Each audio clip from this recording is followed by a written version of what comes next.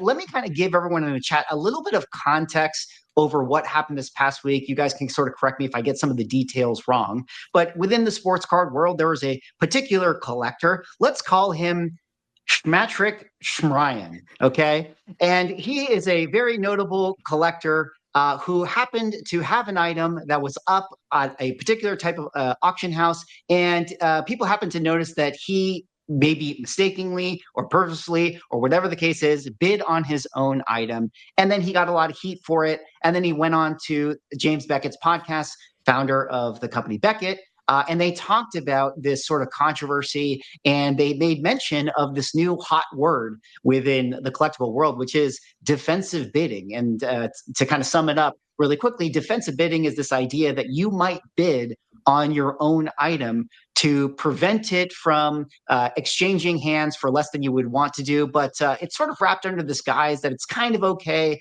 because if you do it and you defensive bid, well, you're still going to buy it yourself. So it's not really that big of a deal. And this is what they were saying, this collector and James Beckett. But that obviously opened up a huge can of worms. We had content creators within the sports card world making videos about it, talking about it. Everybody was, up in arms, obviously, about the whole conversation. And we even had a couple of videos taken down. I mean, I don't know anyone whose video was taken down, but I heard stories about videos that were taken down out there on YouTube channels, which is absolutely wild. But let's kind of table it from there and talk a little bit about this controversy and story. I'll kind of just leave it open to the three of you guys and maybe just get your overall thoughts. And then I want to kind of push it a little bit to where you were going, Manu, and just being really, really, really, let's just call it exactly what it is, guys. But what were your initial reactions to hearing about the story?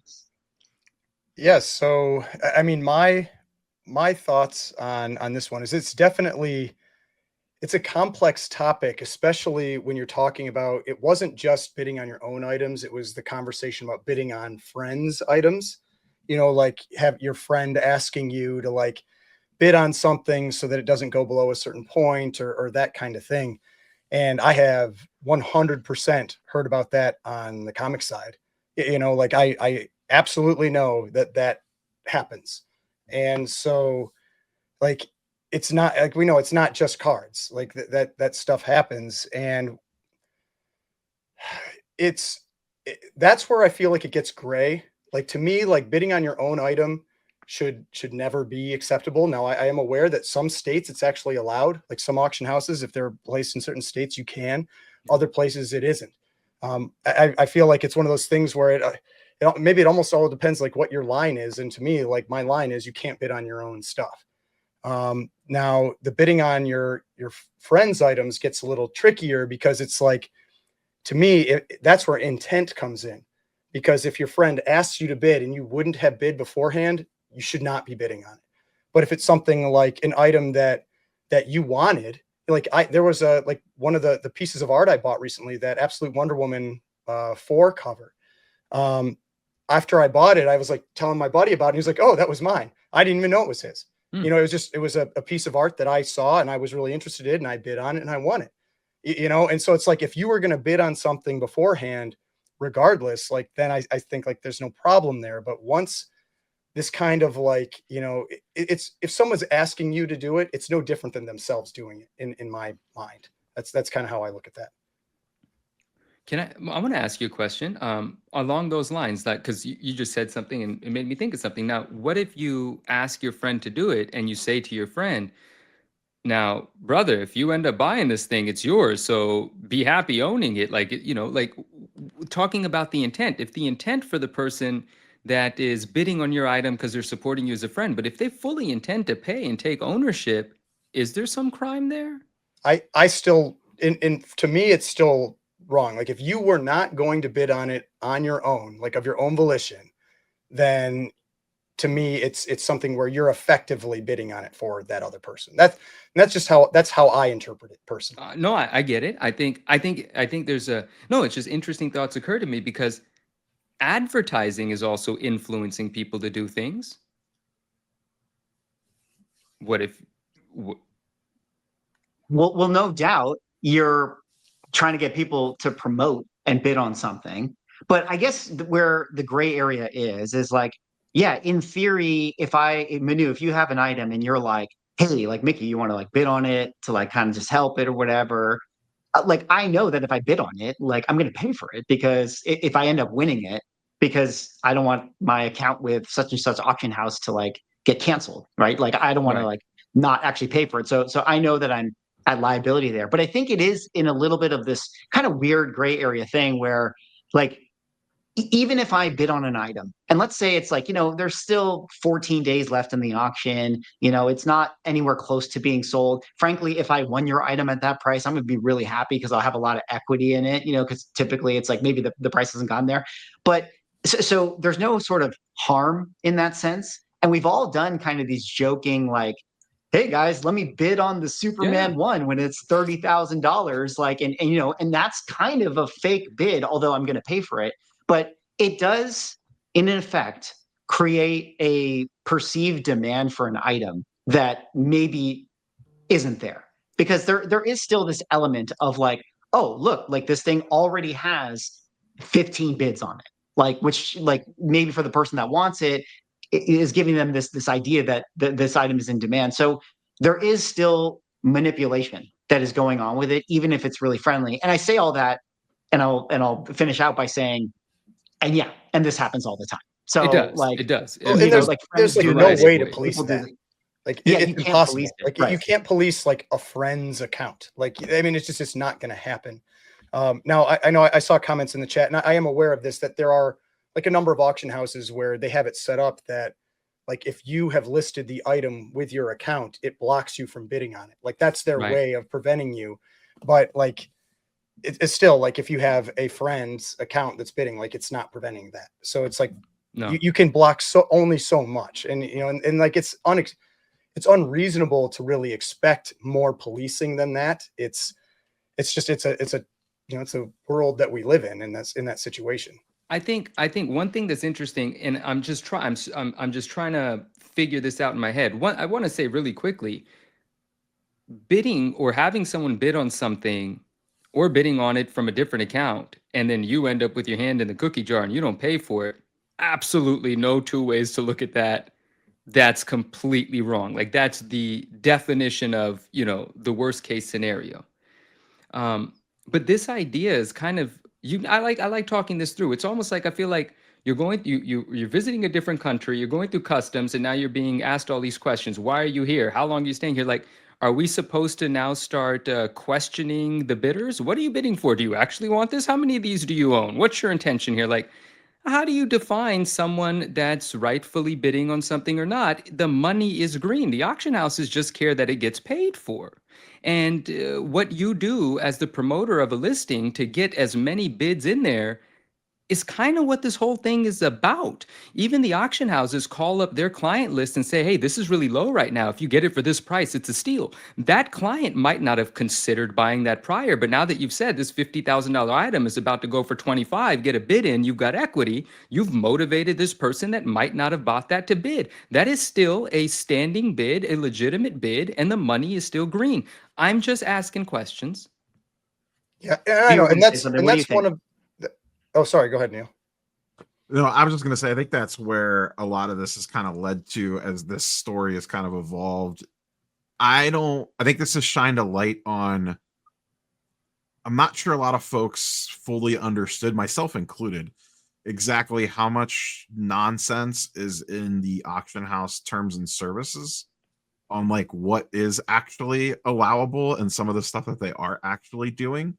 Like you can have, and I don't know the specific ones, but there are auction houses out there that you can set a blind reserve where nobody even knows that there's a reserve on it, and the auction house itself will bid the item up to the reserve price, essentially behind the scenes, and that's like in terms and services of auction houses. So to Swaggle House's point, those are some crazy. Swaggle Like, I House's read that point, article. Yeah, there's some crazy stuff. You might be bidding on the item, and maybe you want to spend $100K on it, and you're bidding, and you're getting bid up, and you bid, and you're getting bid up, and you bid, and you're getting bid up. And in reality, you're just bidding against the auction house. You're not even bidding against another person. That's until wild. it hits the invisible reserve. That's That's wild. the part that I think, like, that's kind of where this story has evolved to now, kind of almost 2 to 3 weeks into it, is people starting to realize what is actually allowable at a lot of these high-end auction houses. Yeah. That's a totally a great point. And actually, shout out to Eric Chang, who just donated the $5 super chat, who actually said, can you guys remind me why heritage books rarely have reserves? Because that is effectively what defensive bidding is used for. I don't know if you guys have comment on that, but it was kind of related to. I mean, we're not heritage, so we can't speak to that. But I mean, most places discourage reserves because reserves just on their own, they tend to get people to bid less. Yes. I mean, Yeah. it's either reserves or like a minimum starting bid. Yeah. It's just like, for some reason, it's just like a mental thing that a lot of times like an item will actually sell for more if you started at $1 versus starting at 10,000. Like I remember when I bought my first Startling 49, that Bender cover, I bought it. It was an eBay auction, and it had a starting price of like $9,000 or something like that. And the person I bought it from was a consigner, and he had said, like, he tried to tell the person, he's like, you should start at $1, you're going to get more, because I ended winning it for that bottom price. And he's like, I can almost guarantee it would have sold for more if it started at $1. And so it's like sometimes those big numbers just mentally block people from participating. And so then, like Mickey said earlier, like the act of the activity of the bidding, like the excitement that builds around it as it goes up. I mean, like me, like I've posted about that Superman 1 probably 4 times, like as like prices have jumped up, because it's exciting to see that happen. And that builds demand, builds talking points, all that stuff around the items that you don't have if you have a reserve. Ryan, And they could have reserves, but you just might not know that it has a reserve. Well, yeah, that was the new thing I learned from that. I don't remember what article it was. It was an article that went through like a bunch of different places in there. It was Collect. I think Collect had it. Yeah, maybe it was the Collect article. Well, and well, that was kind of wild. I did not know well, about that. let me really quickly pull up this stuff and just kind of segue this, because it's kind of what we're talking at. But shout out to Sean, Reserved Investments, a friend of the channel here. I had a conversation with him about a year ago where we talked about comic auctions need regulation, and it's just a whole great conversation about his article that he wrote. Which was private equity and the lack of transparency in the trade. And we kind of really dove into this topic. And it was kind of getting at what, Neil, what you were saying, where it's sort of like a lot of people don't realize all the shenanigans that have actually gone on, or go on at like maybe the high end of auction houses, or maybe they're not even shenanigans. Maybe they're in the terms of service. I was going to say, is it even shenanigans when it's literally spelled out in the terms and conditions? You agreed to it. Thank you for AI. I just happened to type in heritage auctions Shill bidding terms, and AI pulled this up for me, and I thought that it would be kind of fun to just talk about what Heritage does. Full transparency, the Ungraded Truth podcast is looking for sponsors right now, and Heritage Auctions, we are big fans of you guys. So don't take this next segment as me not endorsing your auction house, but let's talk a little bit about some of their terms, which I thought was pretty wild if you go into it. But let me just kind of quickly read it out, and then we can kind of carry on the conversation. So Heritage Auctions policy is that shill bidding is prohibited, but its terms have been subject to controversy. While the company officially bans the practice of using fake bids to inflate prices, its terms permit employees and consigners to bid under specific circumstances. Consigners can bid on their own items in live auctions, but not in the internet auctions. And the company itself can bid on lots without restriction. So that's kind of what you guys were saying, where it's like the company can kind of do this sort of invisible reserve. And then I thought that this was pretty wild. Consigners are not allowed to bid on their own items in internet auctions, but they can bid on their items during the live auctions. And I realized, like, okay, yeah, if they show up to Heritage, they have to kind of like raise the paddle and bid on their own item. And so like there's sort of this transparency in that it's like, oh, well, Mickey is bidding on his own item. But at the same time, but why would they buy something they own? Well, they're defensive bidding, or whatever they're doing. That's where that's that's the thing though. And that's where, to me, it gets tricky. I can almost see like a justification for rebuying your item. Like if you're just like, it's up there, it's gone now, and it's at a price that I would personally buy it back at. You already own it. But you don't once they are bidding on it, it's no longer yours. You're paying for it twice. You paid for it to own it. Now you're buying it back. You're not getting a deal. You're buying it. Oh no, you're basically accepting that you're going to lose the the buyer's premium or the seller's fee or whatever the agreement was. And it's like, you can see how people can logic this to themselves, how they can justify it. But I still I think the problem is that it creates this sense that there's this demand out there that there isn't. And that's where you kind of run into the problem. That gets messy. Someone owning the item, being able to bid on it, very messy there. And oh yeah, I absolutely agree. Like yeah, I think you shouldn't be able to, but I can see how people could justify it to themselves. Like it's all about how does somebody logic something out that they can do something. yeah. And it's like we were talking, or I had that video recently where I was talking about like married pages and things. And there are plenty of people out there that think the item was like all those pages were, say, on the same conveyor belt. So does it really matter if you use them, other pages from another book to complete this book? It's like it was all there together at one point. And so that you kind of logic to yourself, you're like, oh, then it's fine if I marry these together. Oh, and you make it's a like, good point. They're not. It's things like that. It's just like, how does somebody just trying to see it from how someone else might try to justify it. No. Talking it through with you was great because it's something occurred to me, something so simple I didn't realize. You're not buying it twice. You're not paying that whole amount of money to someone. The money you're paying yourself. Yeah, that was supposed to come to you. You're losing, just like you said, the fees Yes. you're losing. So that was really well articulated. Wow. Well, Okay. and there might be a reason to do that, because let's say you're like, oh shoot, it's going to underperform at auction. Yeah, maybe I have to eat 20 grand, but whatever. I'll just take it gosh. to the next auction house or the next consignment page, put a buy it now price. Maybe I get my price because the person who ends up buying it just wasn't watching the auction. And then I wash away that 20K loss anyways. Because Yeah. so I can understand why people want to do this with their items. And ultimately, here's where I get it. And Manu, you were kind of saying this, like when you were talking about like the connections to Collector Summit. To me, it's like, yeah, is it messed up? Sure.